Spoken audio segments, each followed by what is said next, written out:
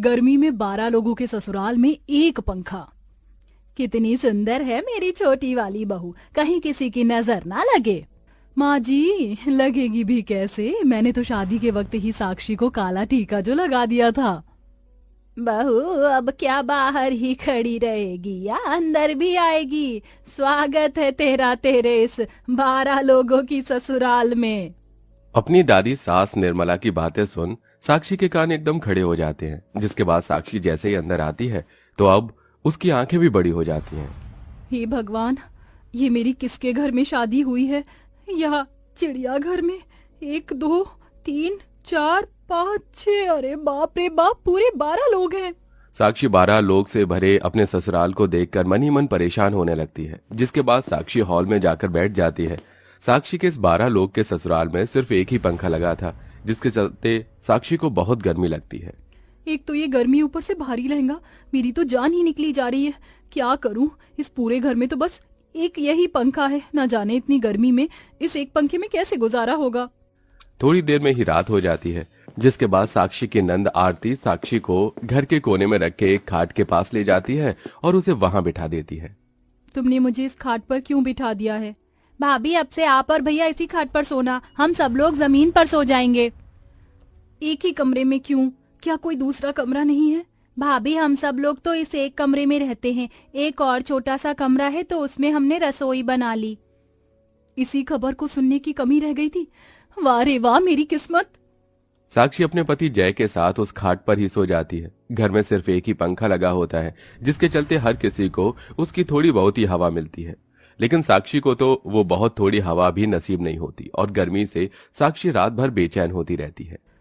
रात के 3 बज गए हैं, लेकिन अभी तक मुझे नींद नहीं आ रही है इस गर्मी में। साक्षी गर्मी में पूरी रात जागती रहती है।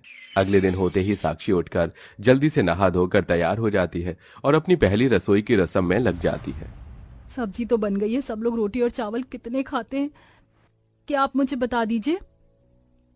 तुम चावल ये पतीला भरकर बना दो, और रही रोटी तो हर कोई 3-4 रोटी खाता है, तो उसके हिसाब से तुम 50 रोटी बना लो। भगवान, 50 रोटियां? ये इस परिवार का खाना है या गांव भर का? मेरी तो 10 रोटी में ही जान निकल जाएगी। कहाँ मायके में मैं मुश्किल से 4-5 रोटी बनाती थी और कहाँ अब ये 50 रोटियां बनानी होंगी। साक्षी गर्मी से परेशान होकर धीरे धीरे रोटियां बनाना शुरू करती है। वहीं उस एक पंखे का भभका सीधा उस रसोई वाले कमरे में जाता है, जिसके चलते साक्षी थोड़ी देर में ही पसीने से लथपथ हो जाती है। मेरी हिम्मत मारी गई थी जो मैंने शादी के लिए हाँ बोला। साक्षी का ससुराल कहने को बड़ा था, लेकिन काफी गरीब था। साक्षी भी एक गरीब परिवार से ही थी, लेकिन उसके घर में एक छोटा सा कूलर और बहुत ही कम लोग थे, जिसके चलते उसे ज्यादा परिवार और गर्मी में रहने की आदत नहीं थी। लेकिन यहाँ साक्षी के उसके ससुराल में पहले दिन ही उसकी हालत खराब हो गई थी। बहू, तेरे हाथों में तो अन्नपूर्णा का स्वाद है, कितना अच्छा खाना बनाती है तू। आज के बाद तो सिर्फ मैं साक्षी बहू के हाथ का बना हुआ ही खाना खाऊंगा। और मैं भी भाभी, एक काम करो, अब आप मस्त बढ़िया सी कड़क चाय बना दो, मजा आ जाएगा पीकर। इतनी गर्मी में काम किया है, सोचा थोड़ी देर पंखे की हवा खाऊंगी, लेकिन इन लोगों को तो इतनी गर्मी में भी चाय पीनी है। साक्षी फिर एक बार और गर्मी से परेशान होकर सबके लिए चाय बनाती है। सभी हॉल में बैठकर चाय पीते हैं, जिसके चलते साक्षी को कहीं पर भी पंखे के नीचे बैठने की जगह नहीं मिलती और ऐसे ही रात हो जाती है। लेकिन आज की रात भी साक्षी को नींद नहीं आती। बस अब बहुत हुआ, अब मैं इस गर्मी को और बर्दाश्त नहीं करूंगी। मैं चली बाहर सोने के लिए, कम से कम बाहर की हवा से तो चैन की नींद आएगी मुझे।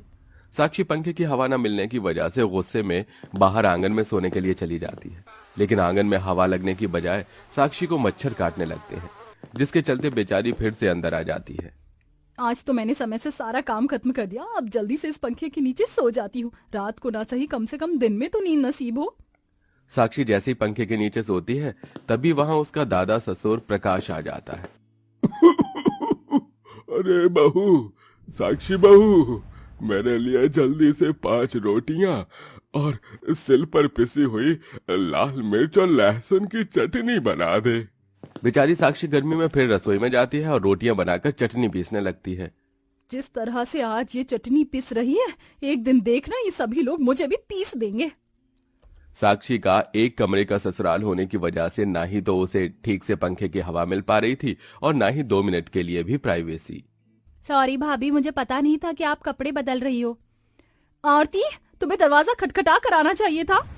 क्या भाभी, आप तो ऐसे कह रही हो जैसे ये बहुत बड़ा बंगला हो और इसके अंदर ढेरों 4 कमरे हों। अरे एक ही तो कमरा है, उसके अंदर भी क्या खटखटा कर आना। आरती की बात सुन साक्षी को गुस्सा तो बहुत आता है, लेकिन वो उससे कुछ नहीं कहती और ऐसे ही कुछ दिन और गुजर जाते हैं। अच्छा हुआ सभी आदमी बाहर चले गए और ये भी आज कीर्तन में गई हुई है। अब आराम से सो सकती हूँ। साक्षी जैसे ही उस पंखे की हवा में सोने के लिए जाती है तो तभी उसकी जेठानी के दोनों बच्चे रोहन और दीप्ति घर में खेलने कूदने लगते हैं, जिसकी आवाज के चलते साक्षी की नींद खराब होने लगती है। एक तो इतने दिनों बाद दिन में नींद मिल रही है और तुम दोनों हो के उसे भी मुझसे छीन रहे हो। बाहर जाकर खेलो, यहाँ क्यों खेल रहे हो? चाची बाहर बहुत गर्मी है, इसलिए हम तो नहीं खेलेंगे। अगर आपको सुने तो आप बाहर चली जाओ। मन तो कर रहा है इन पिद्दी भर के बच्चों को उठाकर बाहर फेंक दूं, लेकिन क्या करूं, मजबूर हूं। साक्षी अपना गुस्सा कंट्रोल करती है और उन दोनों से कुछ नहीं कहती। सुनिए जी, अब इस 12 लोगों के ससुराल में एक पंखे में मैं नहीं सो सकती। कहीं से भी एक और पंखा लेकर आइए ना। साक्षी तुम जानती भी हो, ये एक पंखा भी हम लोग कितनी मुश्किल से लेकर आए थे। 8 महीने तक हमने इस पंखे की किश्त भरी थी। बस कुछ समय की और बात है, फिर गर्मी का मौसम तो चला ही जाएगा। गर्मी का मौसम है तो क्यों, मैं भी चली जाऊंगी एक दिन इसी गर्मी में। गर्मी में दिन भर काम करना और ठीक से नींद न मिलने की वजह से अब साक्षी की तबीयत खराब होने लगी थी। वहीं गर्मी की वजह से साक्षी के हाथ पैरों पर गर्मी के दाने निकल आए थे।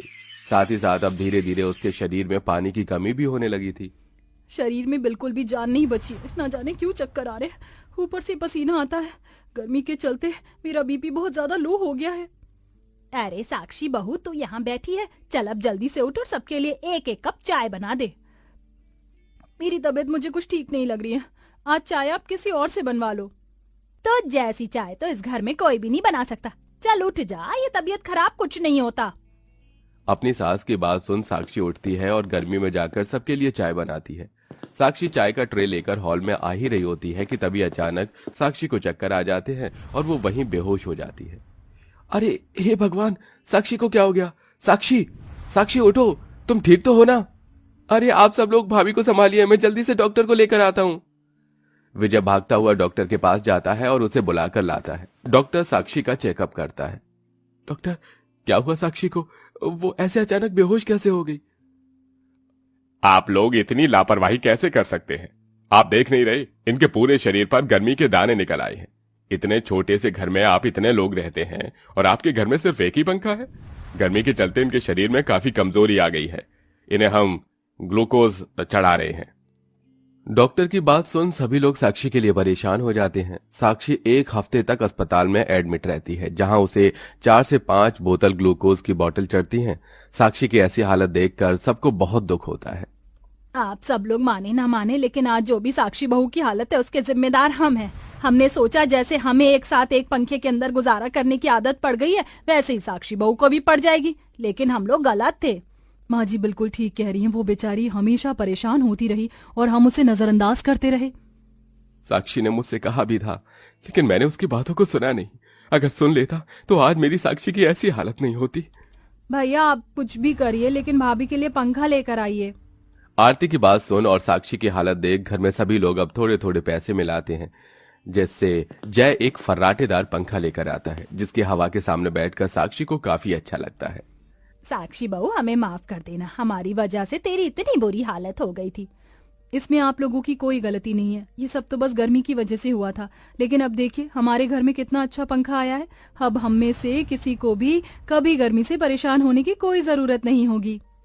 अब साक्षी के साथ साथ सभी लोग फर्राटेदार पंखे और छत पर लगे पंखे की हवा में आराम से रहते हैं, जिससे अब ना ही तो किसी को गर्मी लगती है और ना ही किसी को कोई परेशानी होती है। साथ ही साथ साक्षी भी अपने इस 12 लोगों के ससुराल में खुशी खुशी रहती है।